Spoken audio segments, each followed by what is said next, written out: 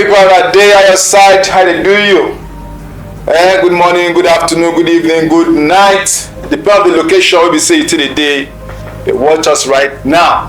My name is Little Rock, you watch RK TV. You know what? Each time I watch this video, I dey shed tears. And the video, see the video here. After I watch this video, I dey shed tears. You know why I dey shed tears? Because when the campaign of Goodluck Jonathan, enter say, make we no vote for people who carry us go backward. Vote for people who go carry us go front. No people who carry us, they do it with they snatch ballot box. They snatch this one, they snatch that one, all because of power. So we won't vote. Vote for people who say, go carry our country, go forward. And today, if you look at our country don't go backward. Nothing they happen for this country. Security, zero. Economy, zero. Social amenities, zero. Entertainment, zero. Sport, zero. Education, zero. Infrastructure, zero. Manpower, zero. Labor, zero. Everything for this country, zero. The country don't crumble. Debt high. Our country don't borrow money. Then they tax everybody now for this country when they borrow. Our country don't borrow then they tax everybody. Everybody began to pay. Now you don't hear that from next year, January, everybody they pay tax when you buy fuel. Many tax Navy don't put for many organizations, that we have many infrastructures there. Many things will be saying we dey use our hand to do for this country. For next year, our tax will carry all of them, they go.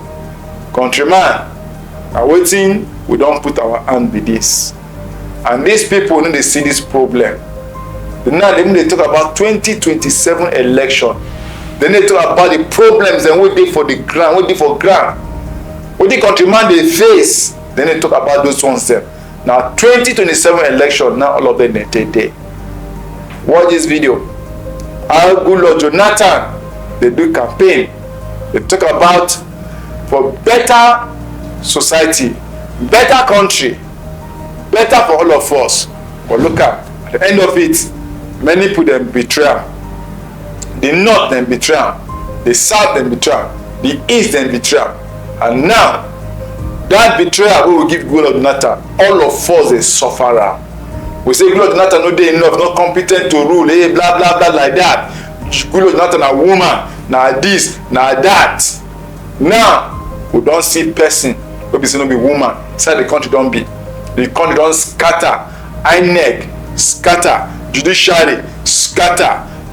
The force. The military force scatter, police force scatter. All our forces there don't they disorganize. You know they like wetin e dey before. My people, check out this kind of thing there. We just pray say me by God carry us go our promised land, because where they see am, Nigeria, this is for all of us. Watch this video, share am, comment, and I Little Rock. See you for the next video. Bye for now. Nigeria is not for old people like us. The youth must redefine this country. The young generation must redefine this country. We must take this country to where we want to go. Nobody can push us backward. The past is past. They have led us backward and backward. In fact, when we were small, we were told that at independence, Nigeria, Brazil, Malaysia, Indonesia, and even India, we were all at the same level. That is what we are told when I was in secondary school. That is what we are told when I was in the university. Now all those countries have left us behind. And some people want to take us backward.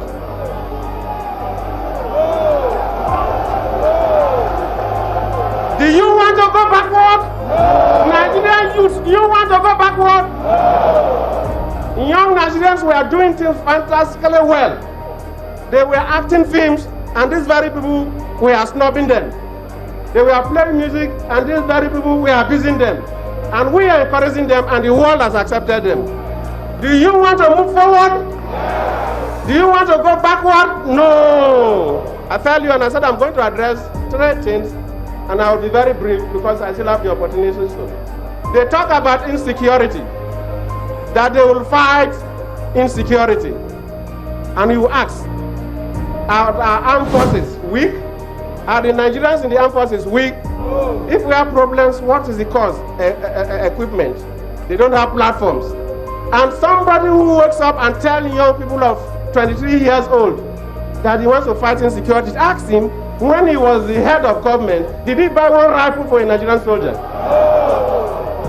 These people did not buy anything for the Nigerian soldiers. They refuse to equip them. Everything dead, no attack helicopters, no nothing. Ask them what they did with the defense budget. Ask them what they did with their defense budget, that the whole time they were in office, they couldn't equip. No country equip armed forces overnight, because what they use are quite expensive. Armed forces are built over the years. No one person. Because even if you spend $10 billion today, you cannot equip the Air Force, equip the Navy, equip the Army. The capacity is built over a period of time. They refuse to build the capacity. They instigated crisis, and now they are telling us they will come to fight. Ask them, and they will answer. Let me just give you some highlights. They say we are not focused, we are not planning, but our economy now becomes the biggest in Africa. It was not the biggest in Africa. Without plan, can the economy become the biggest in Africa? No. They say we are not planning. We are not focused. Now we are cleaning up the fertilizer corruption there. The farm inputs are getting to farmers, and our import bills, the money we use in buying food from outside to bring to Nigeria, is going down. Can you get there without planning? No. Of course, I have mentioned about fuel. You are no longer keen up leaving your car in filling stations for days to buy fuel. Can you do that without planning? No. Sometimes, I believe, maybe some few years back, most of you, the young people, have not seen train. Maybe when you travel abroad, you enter train. You never boarded train. Now our trains are moving. Can you do that without planning? No. The power sector, we are in Lagos. The power sector got burnt about 2005 and remained burnt until now. We are fixed again. We have been able to finish privatization of the power sector. This is an interface period, but you already know the generating capacity is almost double. Can you do that without planning? No.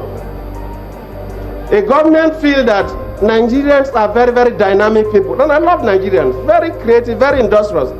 Young Nigerians, very talented in music, in arts, acting and everything, in business. Most of them don't have money, and we cannot, Nigeria, you know, we are almost 200 million people. We cannot touch everybody the same day. But we came up with the concept of you win, to give grants, not loan, to young Nigerians that have ideas. We have done that about 4 circles now. If you interview them, some of them are already manufacturing things. In the next 5 years or so, some of them will be exporting things from this country. Can you do that without planning? No. And they say we have no plan for the youth. They come and tell us the plans they have for the youth in Nigeria. I believe that, look, the young Nigerians, not people spend like, we are finished. They are my age and above. We are gone. I believe that's why I say I'm addressing the age of between 23 to 18 to 23. So those of you who are voting for the first time, we believe that you people will take us to the moon. My generation have failed. We couldn't take Nigeria to the moon. Look at what India is doing. Look at what countries that we are doing now at independence. And I say for us to get to the moon, that's a special area. And you need to expose your best brains. And I came up with a special scholarship that you first of all must make a first class in your university.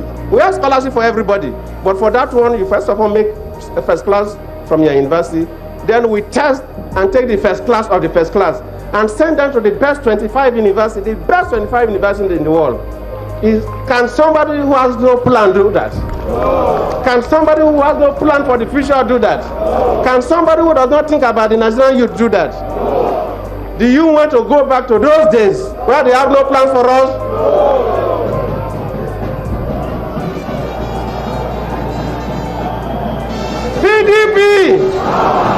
PDP, when I came on board as a president, I noticed that though in the country, on paper, there is this program that every state must get a federal government-owned university. But out of the 36 states we have, 12 had no federal universities. 12. But there's a policy of government, and people were deceiving Nigerians that they were doing something. I said we must establish the 12 universities in the remaining 12 states, start as small universities and grow up. And we have done that successfully, and the universities are growing up gradually. We did not stop there. We look at the school dropouts in some parts of the country, and they were quite high. And we come up with the Al-Majari program, educational program. I have to thank the governors from most of those states that we have those set of students. We have this program, Al-Majari, for areas where we have the Al-Majari students, and we have the program for out-of-school children for areas that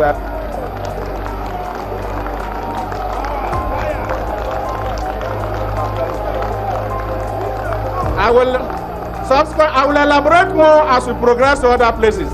The next is to say that the government is corrupt. We are not fighting corruption.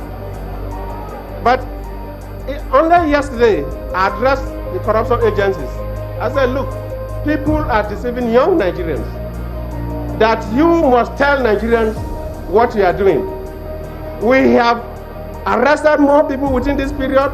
We have done more convictions within this period, but every day they tell us lies. But at this point, let me apologize to some Nigerian federal civil servants who did not receive their salaries in December early enough. And I'll tell you what happened. I apologize to those families that suffered, because we believe, and I believe, that for you to fight corruption, you must take measures, establish and strengthen institutions. You don't just wake up and enter the street and arrest one person and lock up and see on television and say you're fighting corruption. If they have succeeded in fighting corruption, corruption wouldn't have been with us today. If they have set up structures, and especially the days of modern science and technology using ICT to manage resources, we wouldn't have been talking about corruption today. What happened in December? Because of what we call IPs. It's a software for processing salary packages. Because sometimes people steal through salaries. And some federal government agencies, including some ministries, try to divert funds to pay some kind of allowances. And the system is scientific, it's not human being. And as long as money meant for the salary, you attempt to divert it for anything, it shuts you down. And those departments of government were shut down. This is the only way you can prevent corruption.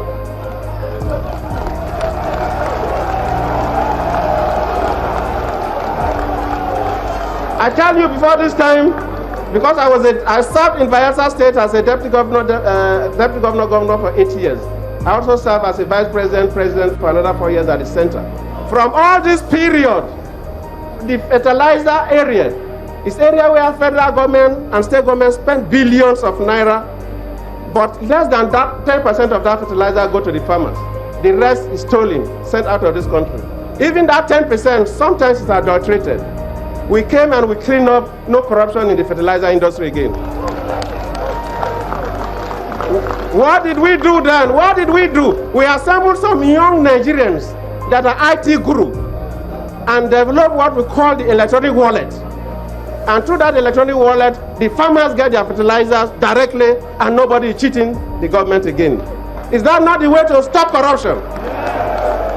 If somebody tells you that the best way to fight corruption is to come and arrest your uncle and father and show on television and dump him, you don't stop corruption.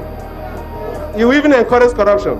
And I used to tell people, and I will also address press conferences, I'll grant media so that people ask me direct questions.